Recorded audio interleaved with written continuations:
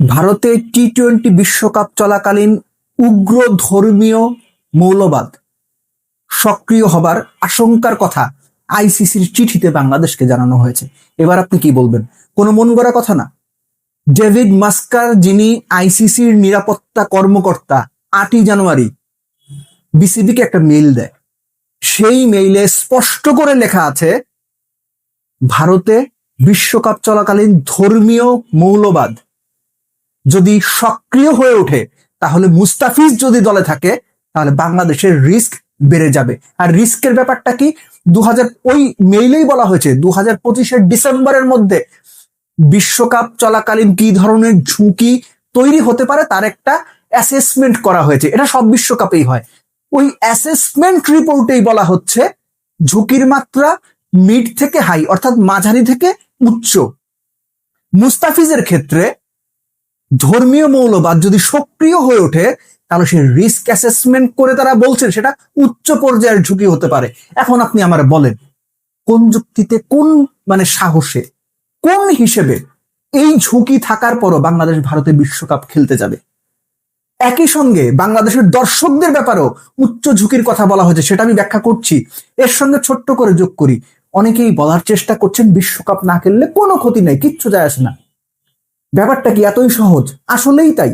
প্রাণ সসের মাখামাখি টেস্ট বার্গারকে করে তোলে আরো ইয়ামি, আরো জোস। প্রাণ সস, সসের বস।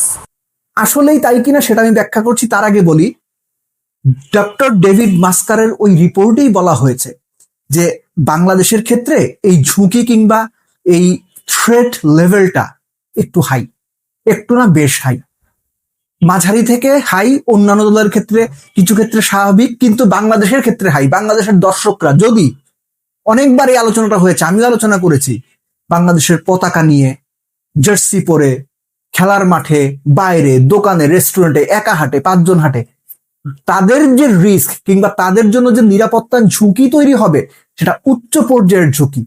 এখন এত কিছু জানার পরে আইসিসির রিপোর্টেই যখন এই ঝুঁকির কথা বলা হচ্ছে, তখন আপনি হইলে কি ডিসিশন নিতেন? লেটস ধরেন আপনি একটা পরিবারের প্রধান, আপনার পরিবারের 20 জন মানুষ আছে, 5 জন মানুষ কোনো একটা জায়গায় আছে, ওই জায়গায় আপনার পরিবারের 5 জন গেলে এরকম ঝুঁকি হইতে পারে, আপনি পাঠাইতেন? ভাই, আমি তো পাঠাইতাম না। আপনি পাঠাইলে পাঠাইতে পারেন। সো বাংলাদেশ ক্রিকেট বোর্ড এবং বাংলাদেশ সরকার, অনেক ইফস এন্ড বাটস রয়েছে, এর ভেতরেও অনেক গল্প রয়েছে, কিন্তু এই যে ঝুঁকি, এই ঝুঁকিটা অ্যাসেস করে বাংলাদেশের পক্ষে বিশ্বকাপে ভারতে বাংলাদেশ দলকে খেলতে পাঠানোর সিদ্ধান্ত নেওয়া কোনোভাবেই সঠিক সিদ্ধান্ত বলে আমি মনে করি না। আমি শুরু থেকেই এই কথাটা বলে আসছি যে বাংলাদেশে রিস্ক অ্যাসেসমেন্ট করে যে পরিস্থিতিটা তৈরি হওয়ার সম্ভাবনা রয়েছে, সেটা হিসেব করে আসলে যাওয়া যায় না, যাওয়া হয় না। এ কারণেই বাংলাদেশ যৌক্তিকভাবে বাংলাদেশের ম্যাচগুলো সরিয়ে নেওয়ার বা শ্রীলঙ্কাতে আয়োজন করার জন্য রিকোয়েস্ট করেছে আইসিসি কে। এখন আইসিসি যদি মেনে নেয়, ভালো, আমরা বিশ্বকাপ দেখবো, দল পারফরমেন্স যেমনই করুক, আনন্দ করব, চিয়ার করব দলের জন্য। আর কোনোভাবেই যদি সেটা সম্ভব না হয়, কপাল খারাপ, একটা বিশ্বকাপ থেকে আমাদের বঞ্চিত হতে হবে।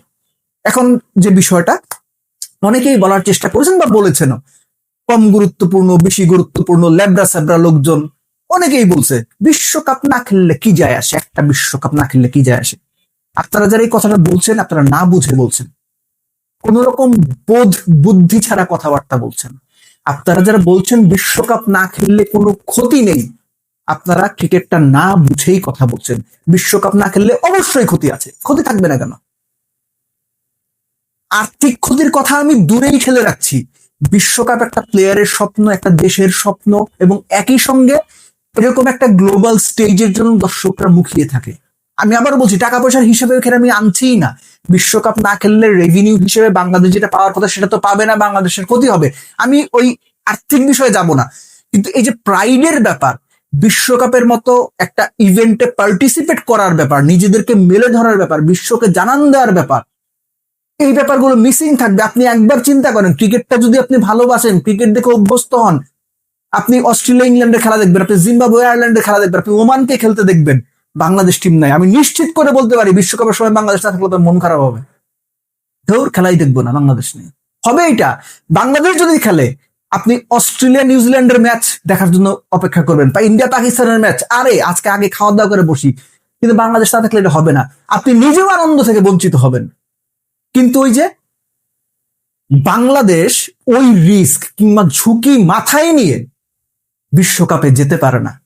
কথা হচ্ছে যে বিশ্বকাপে না খেলতে পারার যে ক্ষতি এবং বাংলাদেশ ঝুঁকি নিয়ে ভারতে বিশ্বকাপ খেলতে যাওয়ার যে সিদ্ধান্ত, আমি অলওয়েজ দ্বিতীয়টার পক্ষে, অর্থাৎ ঝুঁকি নিয়ে ভারতে বিশ্বকাপ খেলতে না যাওয়ার যে সিদ্ধান্ত আমি সেটার পক্ষে। আমি জানি আমাদের লস হবে, আমি জানি একটা বিশ্বকাপ না খেলতে পারা বা না খেলা, বিশ্বকাপ খেলা থেকে বঞ্চিত হওয়া বেশ বড় ক্ষতি, আমি বেশ বড় ক্ষতি মনে করি এটাকে। কিন্তু কিছু করার নাই, এই ক্ষতিটা আমাদের মেনে নিতে হবে, এই ক্ষতিটা আমাদের সহ্য করতে হবে এবং এই ক্ষতিটা আমাদেরকে অনেকখানি পিছিয়েও দেবে বলে আমি মনে করি।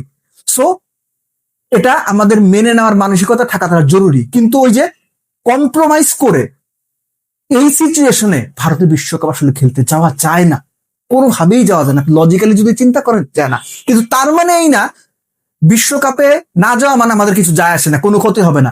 এটা যারা বলছেন তারা সঠিক কথা বলছেন না, তারা না বুঝে কথা বলছেন, গায়ের জোরে কথা বলছেন, গোয়ার্তমি কথা বলছেন, এগুলোর কোনো মানে নেই।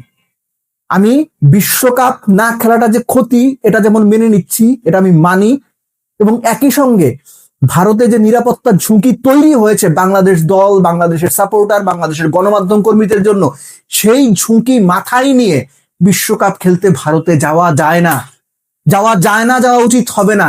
এটাও আমি সাপোর্ট করি, এটাই আমি প্রথমে সাপোর্ট করি, এবং সাপোর্ট করি বলেই বিশ্বকাপ না খেলার বা না খেলতে পারার যে কষ্ট বা ক্ষতি সেটা আমি মেনে নিতে বাধ্য হচ্ছে। কিন্তু বিশ্বকাপ না খেললে কোনো ক্ষতি নাই, কিচ্ছু যায় আসে না, প্লিজ এটা বলেন না।